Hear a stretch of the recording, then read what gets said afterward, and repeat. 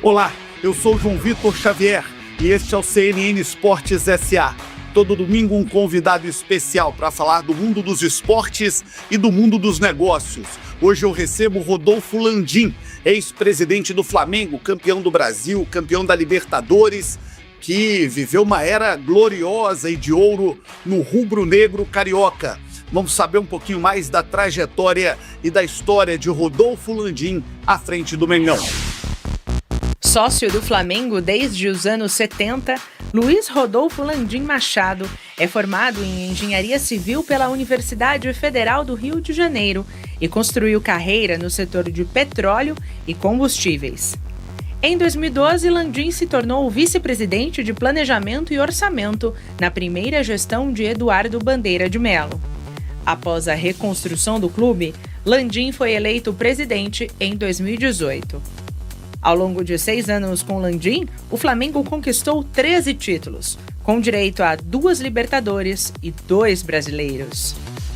Rodolfo Landim é o convidado do CNN Esportes SA e vai falar sobre a potência econômica que virou o Flamengo, período histórico com Jorge Jesus e a era super vitoriosa do dirigente à frente do rubro-negro. Presidente, muito obrigado pela presença, seja muito bem-vindo. Com base no que vimos aí, o histórico da sua passagem no Flamengo, como é que o senhor avalia essa oportunidade de ser presidente do Flamengo, que é ser presidente de uma parte grande do Brasil, né? Legal. Foi uma... Bom, primeiro dizer que é um enorme prazer poder estar aqui de novo contigo, conversando um pouco sobre futebol, que é a minha paixão e que é a paixão dos brasileiros. Foi uma experiência completamente especial na minha vida, esses 6 anos aí que eu tive dedicado ao Flamengo. Me propus a tentar provar às pessoas que boas administrações elas não são aplicáveis apenas a grandes empresas, a grandes negócios, que elas podem ser os bons princípios de administração podem ser aplicáveis a qualquer coisa, inclusive a clube de futebol, que muita gente questionava e me desafiava, vamos dizer assim. E como eu sempre gosto de desafio, resolvi encarar mais esse. Acho que o trabalho que a gente fez ali ao longo desses 6 anos aí no Flamengo foi proveitoso. Não tem dúvida nenhuma que a gente deixou o Flamengo, como diz o meu amigo Bruno Henrique, num outro patamar, né? Muito mais preparado para poder enfrentar os desafios que a gente tem pela frente aí e para vencê-los, tá vendo? Presidente, quando a gente vê essa história recente do Flamengo, a gente vê de conquista de brasileiro, de campeonatos cariocas, de Copa Libertadores, de Copa do Brasil. Faltou alguma coisa na sua gestão? Então, foram 6 anos, né? Nesses 6 anos a gente foi para 3 finais de Libertadores e ganhamos 2. Fomos para 3 finais de Copa do Brasil, ganhamos 2 brasileiros, porque não tem final, é ponto corrido, mas também chegamos em segundo lugar ali também, né, ao longo desse troço, e ganhamos 2 dos 3. Ganhamos Recopa, ganhamos Supercopa. O que faltou foi o Mundial, né? E a gente disputou 2. Eu diria que, perdemos um jogo para uma grande equipe, que foi o Liverpool, na primeira final, e por detalhes, né, fomos para prorrogação e talvez se a gente tivesse naquela época condições de ter um elenco mais equilibrado entre, vamos dizer assim, os nossos 11 titulares e os reservas, talvez a gente pudesse ter tido uma sorte diferente naquele jogo, né? Porque de fato a gente teve uma queda quando a gente teve que fazer as substituições ali naquele jogo. Depois fomos para o outro Mundial que, na minha percepção, você pode achar que é choro, mas eu acho que a gente foi muito prejudicado naquele primeiro jogo e acabou que a gente não teve nem chance de disputar o segundo jogo, que foi a final. Acabamos ficando em terceiro lugar, né? Mas assim, deixamos o time classificado aí para disputar esse Mundial agora.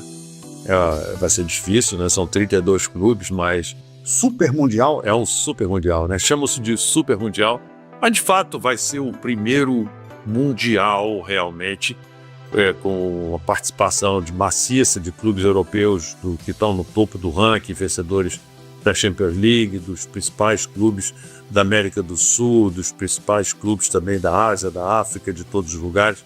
Pela primeira vez a gente vai ter de fato aí um campeonato mundial nos moldes que a gente tinha de seleções, né? Com 32 equipes participando e tal. E o Flamengo vai estar lá, e a gente já fez questão de tentar já deixar como legado uma equipe bastante competitiva, um plantel bastante competitivo para a disputa desse campeonato.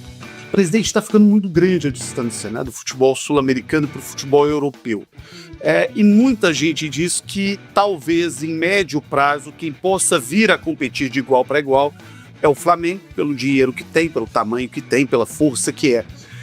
Nós veremos novamente um time brasileiro campeão do mundo? Essa é uma excelente pergunta e me dá a oportunidade de tentar passar assim, um pouco da percepção que eu tenho, da visão que eu tenho do futebol sul-americano como um todo. Não diria nem do brasileiro, mas do sul-americano. A gente, sem dúvida nenhuma, se a gente for olhar lá para os anos 70, anos 80, início dos anos 90 também, anos 90, quando a gente tinha as finais de mundial entre clubes sul-americanos e europeus, a gente vai ver um equilíbrio enorme com o número de ganhadores da América do Sul e europeus praticamente igual.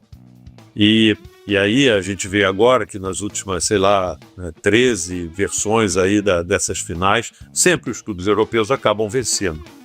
O que demonstra que, de alguma forma, eles conseguiram se estruturar como negócio muito melhor do que na América do Sul e, consequentemente, conseguiram atrair os melhores talentos, os melhores jogadores para poder jogar lá e criar uma diferença muito grande de qualidade de plantel que torna difícil. Futebol, a gente sabe que tudo é possível. A gente vai jogar um time mais fraco, um time mais forte, faz um gol, cai na defesa e tal, tem um expulso e tal, e acaba ganhando o jogo, né? Mas assim, não é o que se espera normalmente, né?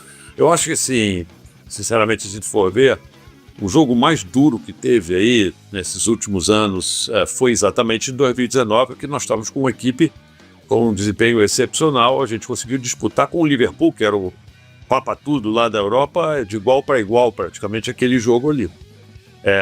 Como é que eu enxergo, vamos dizer assim, a competitividade dos clubes? Para que isso possa ocorrer, eu acho que a gente precisa melhorar o produto futebol brasileiro como um todo.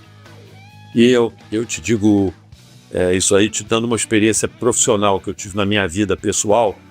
Eu fui durante muito tempo, trabalhei muito tempo na Petrobras e trabalhei de muito orgulho de trabalhar lá e fui responsável por toda a exploração e produção da Bacia de Campos, que era 85% de produção de petróleo no Brasil durante um bom tempo. E quando nós estávamos lá tentando melhorar assim, o resultado da unidade lá, e a gente começou a se estabelecer benchmarks para poder comparar com as melhores práticas que a gente tinha no mundo inteiro, a gente foi evoluindo e aí nós caímos num problema que é o seguinte, que para que a gente pudesse melhorar, era necessário a gente melhorar a sociedade em torno da gente. Então, chegou um ponto em que para a gente conseguir melhores índices, melhores resultados dos nossos indicadores, era necessário passar por uma melhoria de toda a cadeia de suprimentos e de prestação de serviço que envolvia a gente. Eu entendo que hoje você não vai conseguir, isoladamente com um clube como o Flamengo, fazer com que ele sozinho vá competir com os clubes, a menos que a gente consiga melhorar a qualidade do futebol brasileiro e do produto futebol brasileiro como um todo, atraindo o interesse das pessoas, patrocinadores, de tudo, para esse nosso futebol. Com isso, a gente pode aumentar as receitas, pode começar a reter esses grandes talentos que a gente acaba desenvolvendo aqui no Brasil e que vão sendo exportados para o exterior. Eu vejo que, assim, antigamente, a maior competitividade que existia, de fato, no futebol, era local, era no Rio de Janeiro. Vasco, Flamengo, Vasco, Botafogo. Vasco, Flamengo, aí nós passamos para o campeonato nacional, que ele passou a ter uma dimensão maior a partir dos anos 80, no início dos anos 80, a gente começa a ter esse desenvolvimento. Hoje já é assim na América do Sul, mas eu não tenho dúvida nenhuma que isto já é mundial. Porque quando eu ligo a TV, a atratividade do jogo do Campeonato Brasileiro ela é disputada com o jogo da Premier League, com o jogo da La Liga. E pior, a meninada hoje está assistindo mais os campeonatos europeus, muitas vezes, que os nossos aqui. É isso. Então, assim, eu quando desço lá na quadra de futebol de salão do meu condomínio, eu enxergo uma garotada com a camisa do Barcelona, do Real Madrid, do PSG, entendeu? Coisa que quando eu era garoto não existia isso. Era a camisa do Flamengo, Fluminense, Botafogo, Vasco, que era isso que tinha aqui. Então, assim, a gente tem que entender que esse é um mercado que é um mercado global, que existe a necessidade da gente transformar o futebol brasileiro e não dá para fazer isso tendo apenas um clube, entendeu? Uma grande estrela e imaginando que os outros clubes não são. Por quê? Porque esse produto não vai ficar interessante, inclusive por causa disso. Acho que o Brasil é um país em que tem as pessoas apaixonadas pelo futebol. Acho que ainda há muito que crescer. A gente já fez um esforço grande com a tentativa de criação de uma liga. Tivemos inúmeras discussões com presidentes de clube. Eu quero te dizer o seguinte, cara. Existem vários presidentes de clube hoje que eu admiro, que eu respeito, que estão preparados, entendeu? Para, vamos dizer assim, trabalhar e evoluir nesse processo de criação de um produto realmente melhor, visualmente melhor, com qualidade melhor, para poder fazer frente a uma competição que, para mim, já há algum tempo é mundial, não é local. A gente tem a nossa competição local, mas a sua pergunta você provocou foi na direção da competição mundial, que é como acho que a gente deve ter. Se nós somos tão importantes na formação de talentos para o mundo, eu acho que a gente precisa também se organizar para poder ter uma liga, um campeonato com a qualidade que possa competir com estes que a gente está vendo pela TV. Quando a gente fala dessa competitividade local, há uma preocupação muito grande de que Flamengo e Palmeiras virem Real Madrid e Barcelona no futebol brasileiro. Um pela torcida gigante nacionalmente que tem, que é o caso do Flamengo, e o outro pela economia muito pujante de São Paulo, que é o estado mais rico do Brasil. Claro que o senhor, como flamenguista, quer ver o Flamengo ganhando tudo. Mas pensando pelo futebol brasileiro, isso te preocupa? Isso é um risco ou isso é um caminho natural, difícil de segurar? Eu não acho que seja, sinceramente, um caminho natural, até porque eu não sei quais são os movimentos que estão sendo feitos nos clubes, né? O que eu tenho visto foi que o Flamengo decidiu, há uns anos atrás, juntar um grupo de administradores e abraçar o clube e com a proposta de administrar o clube como se fosse uma empresa, com gente séria, focada, sem outros interesses que não o interesse maior do clube. E o que a gente conseguiu provar é que isso é possível, que esse é um caminho possível. Existem outros clubes que são gigantes e que eu tenho a certeza que pelo potencial que eles têm, e que você não citou na sua fala, mas assim, podem também, trilhando o mesmo caminho, não é um caminho fácil, que é um caminho que passa às vezes por momentos difíceis, agruras, porque nem sempre vai ser fácil para você poder administrar e pagar suas dívidas, ficar em dia. Mas assim, você tem equipes aqui no Brasil e clubes aqui no Brasil, melhor dizendo, clubes, que são gigantes. Sim, o Corinthians, o São Paulo, o Vasco da Gama no Rio de Janeiro, que tem torcidas gigantescas, para não falar os outros clubes aqui do Rio, de São Paulo também, de Minas Gerais, de todos os locais. Então, só isso, quer dizer, eu acho que se você...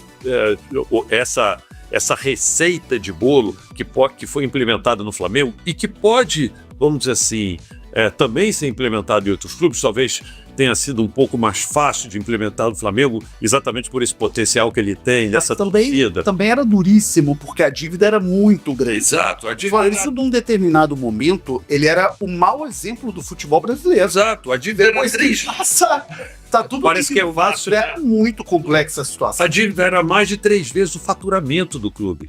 A dívida hoje líquida do clube é menor do que 1/4 do faturamento do clube. Então, assim, é um negócio. Hoje a dívida é administrada tranquilamente, é uma dívida que a gente nem tem interesse de pagar no curto prazo, porque ela roda CDI, entendeu? O dinheiro mais barato que tem de mercado. Não sei se dá para explicar isso para as pessoas, mas eu sei. Então, assim, o nível de alavancagem nosso é mínimo. Então, assim, mas assim, eu acho que tem grandes clubes do Brasil que têm a chance de fazer isso de uma forma normal, como o Flamengo fez. Existem outras maneiras de fazer isso, que foi o ingresso das SAFs, com a investimento, com aporte de recursos, que é algo que a gente está vendo aí, que aconteceu também nas outras ligas do mundo, que tornou times que há muito tempo que não eram competitivos, se voltaram a ser competitivos. Você viu o Newcastle agora participando aí e ganhando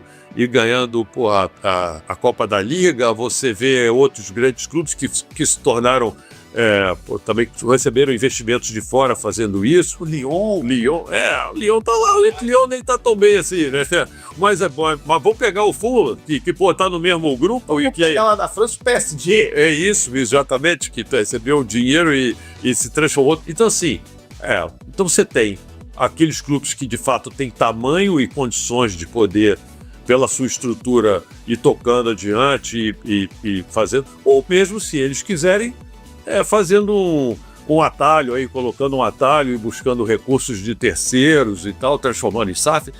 Ou seja, eu acho que se a gente tiver um bom produto, se os investidores de fora enxergarem o futebol brasileiro com um terreno fértil para investimentos, e por isso que eu faço questão de dizer que é importante que os meus colegas, ou meus ex-colegas, presidentes de clube, que eles se unam no sentido de fato de tentar estruturar uma liga e aonde a gente tenha requisitos de qualidade dos mais diversos para a competição. Eu não diria que a curto prazo, mas eu sou otimista de que a médio e longo prazo a gente pode fazer uma grande transformação no futebol brasileiro. Presidente, falando de SAF, nós estamos aí na quarta temporada do futebol brasileiro, vivendo o que para nós aqui é uma inovação.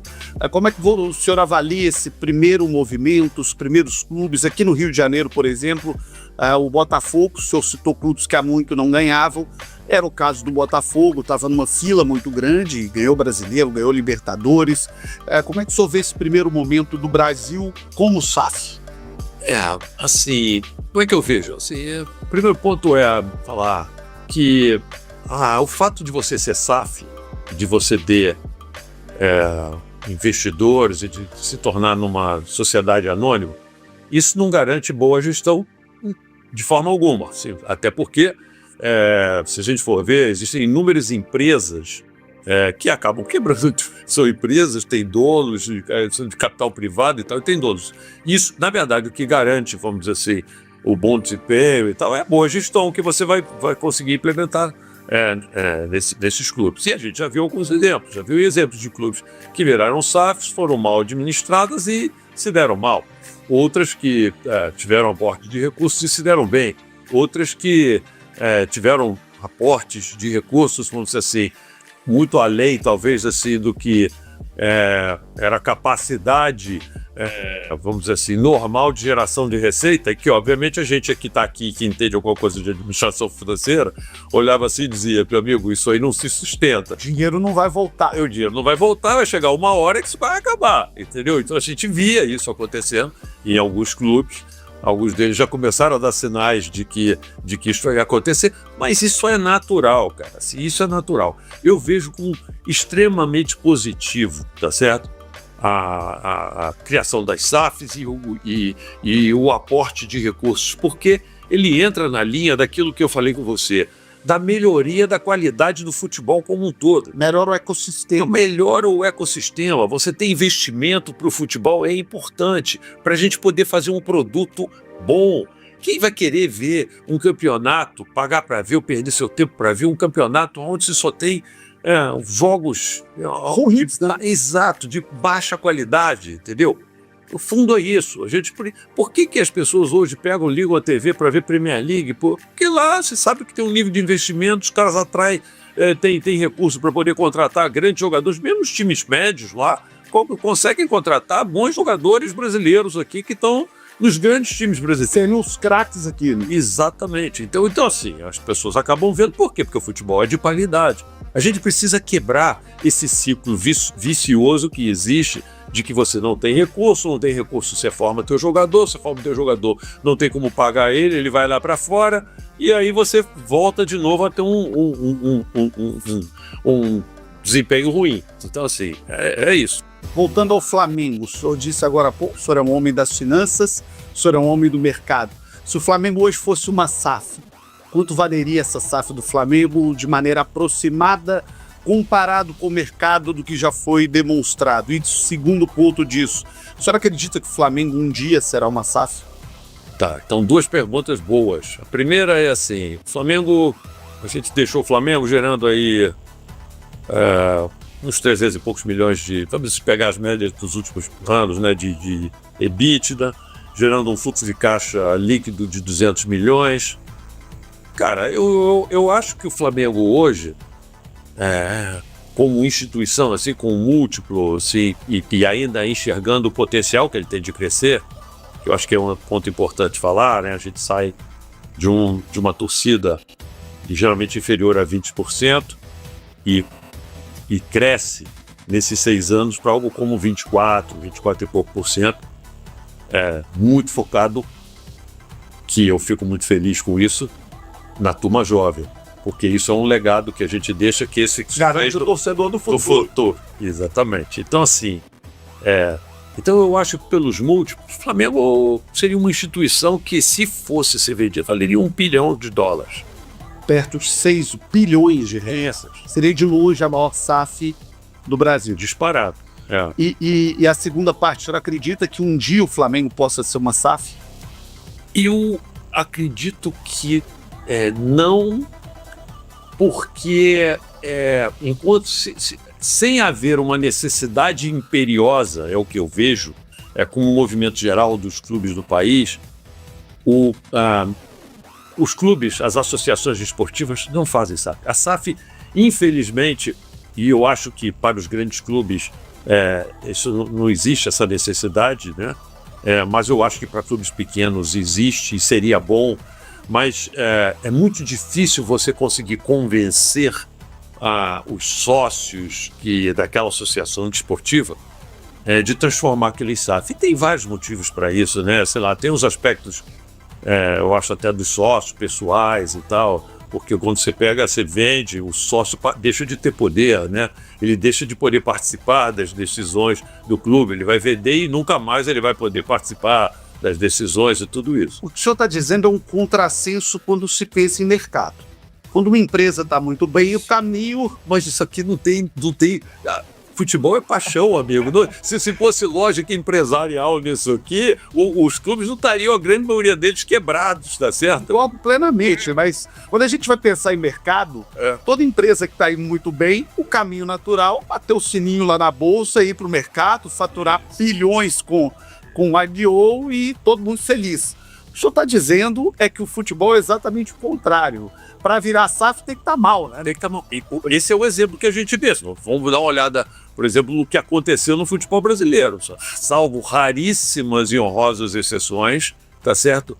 A SAF é uma boia de salvação.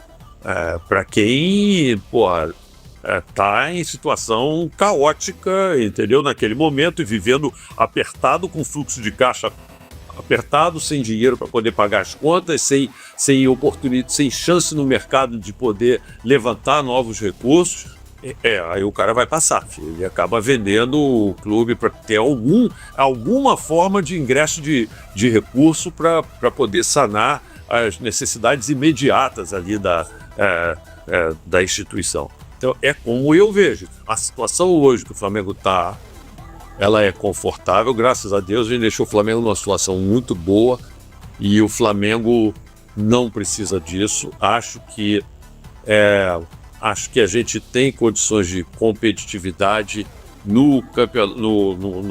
assim, num ambiente sul-americano sem essa necessidade de recursos adicionais.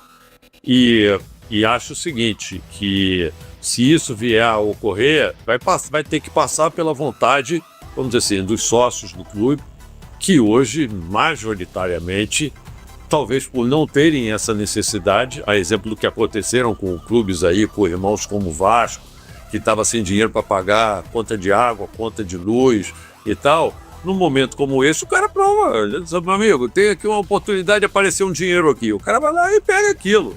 A proposta é boa? Não sei, mas é a melhor que teve, então, no desespero, o cara pega e vai.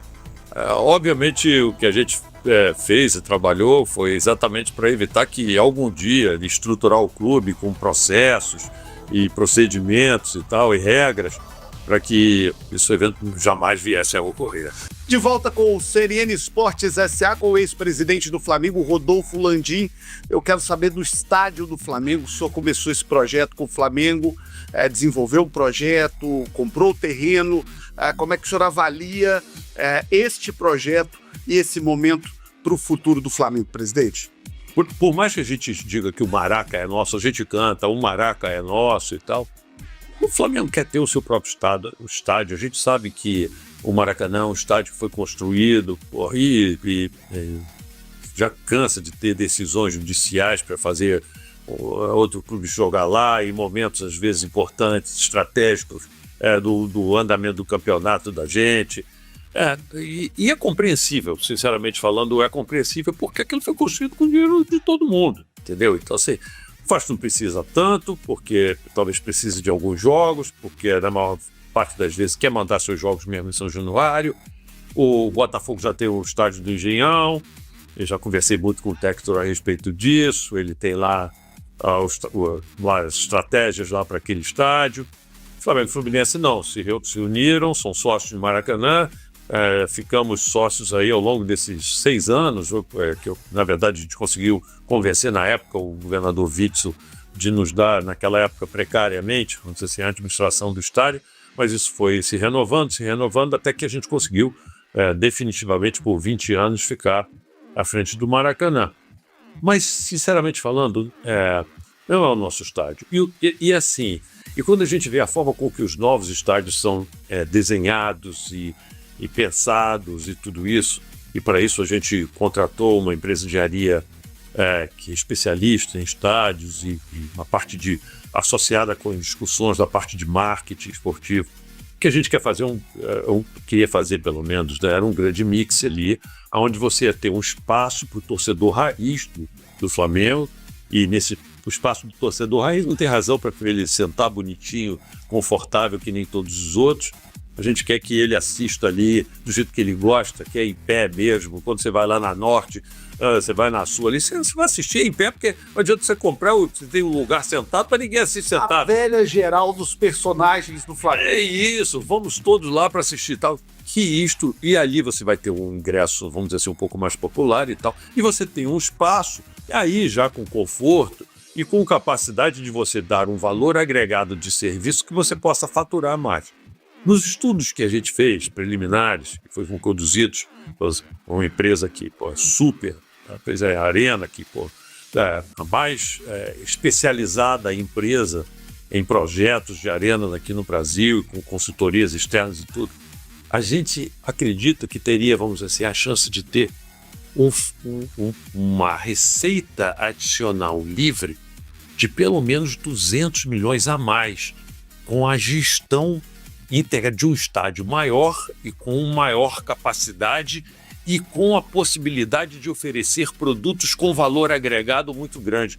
Porque você não vai ganhar mais dinheiro, não é só no ingresso do cara, mas é assim, é no ingresso que você vai vender para a gente que está disposta a pagar e que, na verdade, não são nem pessoas físicas, são pessoas jurídicas, empresas que vão... Virou network. Network, exatamente. É ali que você vai ter a chance de poder crescer muito e que hoje, pela forma que você tem um desenho do Maracanã, tudo isso é muito limitado lá. Então, esse é um sonho que eu tinha, e quando a gente começou a procurar, e aí é a visão de engenheiro aqui detalhista, que, sou um cara que porra, começo a trabalhar muito cedo, vou dormir muito tarde, sou detalhista pra caramba. Eu disse, vamos fazer um estádio. Eu falei, não quero conversa. Eu quero conversa. Aí eu abri um mapa do Rio de Janeiro. Disse, bom, gente, precisa ter transporte público, porque 62% da turma que vai para o Maracanã vai com transporte público. Você precisa ter transporte público de massa para poder. E é como vai o torcedor do mundo todo. É todo mundo. Então, assim, porra, boa noite. Você está botado num lugar onde você não tem transporte público de massa. Porque você vai botar o estádio lá, ninguém vai. Você precisa ser. Vamos, de preferência, não vamos trocar muito o hábito do torcedor que já vai ao Maracanã e é um local próximo onde ele possa ir. E quando a gente viu, só tinha um terreno para a gente fazer isso, que era aquele terreno ali. E a turma lá que trabalha ali, o Reinaldo, que é o CEO do clube, o Dusch, que era o vice-presidente, eles falaram assim, cara, você é um cara muito, muito maluco, você é muito focado. Porque eles falavam de muita coisa, eu falei, cara, eu quero aquele terreno, mas aquele terreno não vai dar. Quero aquele terreno. E ficamos aquilo brigando durante 4 anos por aquele terreno, até que a gente conseguiu convencer o prefeito do Rio para poder fazer e mostrar que aquilo era de interesse público para a revitalização de uma área gigantesca que a gente tem ali. A gente não tem dúvida nenhuma que aquilo não é bom para o Flamengo, aquilo é bom para a cidade do Rio de Janeiro e potencial que aquilo tinha de geração de valor para todo mundo que está ali em volta. E, cara, assim, foi uma batalha muito bacana e a gente finalmente conseguiu colocar a mão nesse terreno, num leilão que a gente conseguiu arrematar. Tivemos por parte da prefeitura, é bom que se registre aqui, é justo que se registre, temos assim, uma parceria enorme, entenderam a importância disso, entraram em negociações com os donos do terreno, com os administradores do dono do terreno. Na verdade, o terreno pertence a um fundo que é administrado pela Caixa, participaram assim, ativamente dessa negociação, ajudaram significativamente nesse troço. O que a gente precisa agora é de um posicionamento do Flamengo para dizer, eu quero continuar. O senhor acredita que o estádio vai sair? Cara, sinceramente, vou dizer uma coisa para você. Eu não sei. Tem que ser muito sincero aqui como você sou.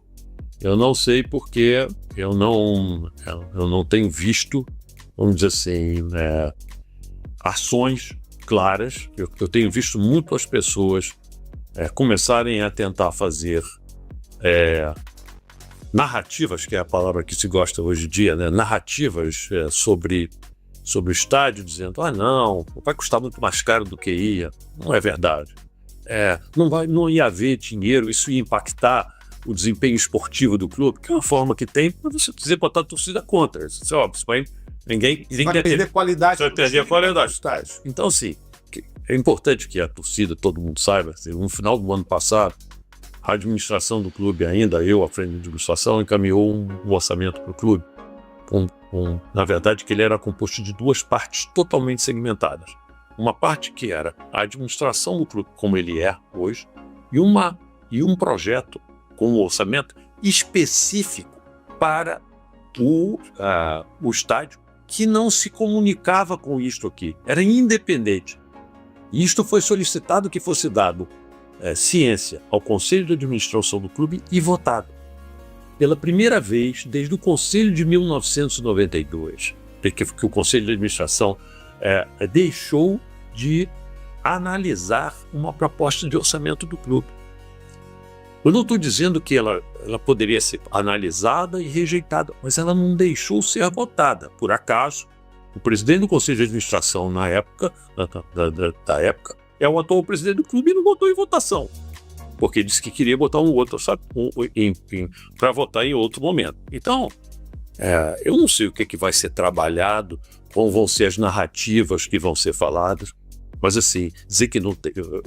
a gente vai ouvindo as coisas aí, né, que falam aqui, falam lá no mercado, saem na imprensa, mas assim, eu poderia trazer até aqui para você, são caixas e mais caixas de estudos e de detalhe, de todos os detalhes, de vias de construção.